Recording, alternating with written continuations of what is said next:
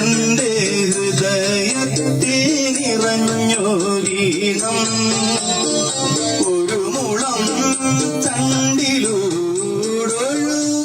വന്നു ആയർ പെൺകിടാവേ നിൻ പാൽക്കുടം തുളുമ്പിയതായിരം തുമ്പപ്പൂവായി വിരിഞ്ഞു ആയിരം തുമ്പപ്പൂവായി വിരിഞ്ഞു.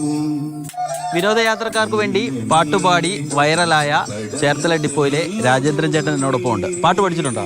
പാട്ട് ശാസ്ത്രീയമായിട്ട് പഠിച്ചിട്ടില്ല. പിന്നെ എങ്ങനെയാണ്? ഞാൻ അത്യാവശ്യം നേരത്തെ മുതൽ താല്പര്യമുണ്ട് പാട്ടിനോട്. അങ്ങനെ കരോക്കെ ഒക്കെ ഇട്ട് പാടുമായിരുന്നു. പിന്നെ എനിക്ക് ഞങ്ങളൊരു 13 ഡ്രൈവർമാർ മാത്രമുള്ളൊരു SHG ഉണ്ട്. അപ്പോൾ അവരാണ് എൻ്റെ പാട്ട് സഹിക്കുകയും എപ്പോഴും അതിനെ അഭിനന്ദിക്കുകയും കുഴപ്പങ്ങൾ പറഞ്ഞു തരികയൊക്കെ ചെയ്യണത്. പ്രകൃതി സ്വയം സഹായ സംഘം എന്നും പറഞ്ഞിട്ട് അവരാണ് ശരിക്കും എൻ്റെ ഒരു പാട്ടിങ്ങനെ ഇത്രയും ഇത് ചെയ്തത്. അപ്പോൾ ഈ സാധാരണ ഈ ബജറ്റ് ടൂറിസത്തിന് പോകുമ്പോൾ എല്ലാ തവണയും പാടാറുണ്ടോ? എല്ലാ തവണയും പാടാറുണ്ട്. കഴിഞ്ഞ ഗവി പോയപ്പോൾ പാടിയിരുന്നു. അതിൽ ഗവി പോയപ്പോൾ വന്ന അതേ ടീമിൽ കുറച്ച് പേര് തന്നെ ഈ മലക്കപ്പാറയിലെ ഫസ്റ്റ് സർവീസ് ഇതിനു മുന്നത്തെ സർവീസിനുണ്ടായിരുന്നു. അതിൽ അവർ എന്നെ കൊണ്ട് അന്ന് പാടിച്ചു. പക്ഷേ ഈ പോയതെന്ന് പറഞ്ഞാൽ ഇവിടെ പട്ടണക്കാടുള്ളൊരു സ്വയം സഹായ സംഘക്കാരുണ്ട്, ഒരു പ്രണവം എന്നും പറഞ്ഞിട്ട്. അവർ മൊത്തമായിട്ടാണ് ഈ ഒരു ബസ് ബുക്ക് ചെയ്താണ് പോയത്. അപ്പോൾ അവർ കുറേ അധികം ആൾക്കാർ പാടുന്നവരും ഉണ്ടായിരുന്നു. ഒരു സുധീർ എന്ന് പറഞ്ഞൊരു ആളാണ് വീഡിയോ എടുത്ത് പോസ്റ്റ് ചെയ്തത്. അത്യാവശ്യം പുള്ളി നന്നായിട്ട് പാടുന്ന ഒരാളാണ്. അതിന് പാട്ട് ഞാൻ കേട്ടായിരുന്നു. പുള്ളി വണ്ടിക്കകത്ത് പാടിയായിരുന്നു. അപ്പോൾ ഈ പാടിയപ്പോൾ ഇത്ര വൈറലാവുമെന്ന് വിചാരിച്ചാണ്. നിങ്ങളുടെ മന്ത്രി അടക്കം ഫേസ്ബുക്കിൽ അഭിനന്ദിച്ച് പോസ്റ്റ് ഇട്ടിട്ടുണ്ട്. മന്ത്രിയുടെ പോസ്റ്റ് ഞാൻ കണ്ടില്ല, നോക്കിയില്ല. അപ്പോൾ ഒരിക്കലും ഞാനത് പ്രതീക്ഷിച്ചില്ല. കാര്യം ഒറ്റ ദിവസം കൊണ്ട് ഞാൻ ഭയങ്കര ത്രില്ല. ഇപ്പം ഒറ്റ ദിവസം കൊണ്ട് ഇത്ര ഇതാവും ഞാൻ ഒട്ടും പ്രതീക്ഷിച്ചില്ല.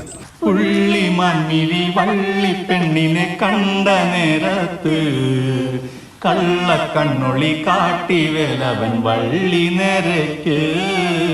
പുള്ളി മണ്ണിരി വള്ളി പെണ്ണിനെ കണ്ട നേരത്ത് കള്ളക്കണ്ണൊളി കാട്ടി വേലവൻ വള്ളി നേരക്ക്.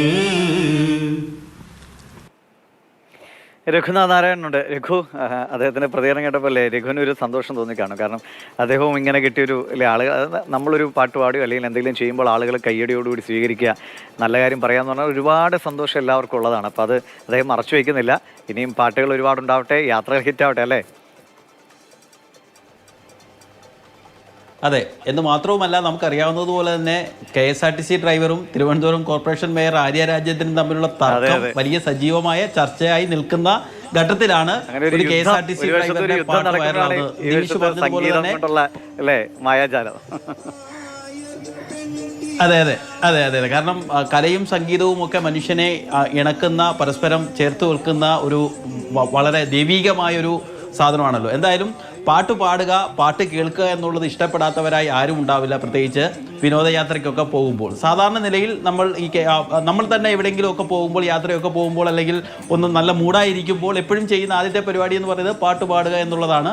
പാട്ട് പാടാൻ ചിലർക്ക് മാത്രമേ കഴിവ് കിട്ടാറുള്ളൂ. അതിമനോഹരമായി പാടാൻ വളരെ കുറച്ച് ആളുകൾക്ക് മാത്രമേ ആ ഒരു ഭാഗ്യം കിട്ടാറുള്ളൂ. എന്തായാലും ഈ ഡ്രൈവറുടെ പാട്ട്, അതായത് ഇദ്ദേഹം തന്നെ പറയുന്നത് എല്ലാത്തിനും ഒരു സമയമുണ്ട് എന്ന് പറയുന്നത് പോലെ തന്നെയാണ്. ഇദ്ദേഹം സ്ഥിരമായി KSRTCയുടെ ബജറ്റ് ടൂറിസത്തിൻ്റെ ഡ്രൈവറാണ്.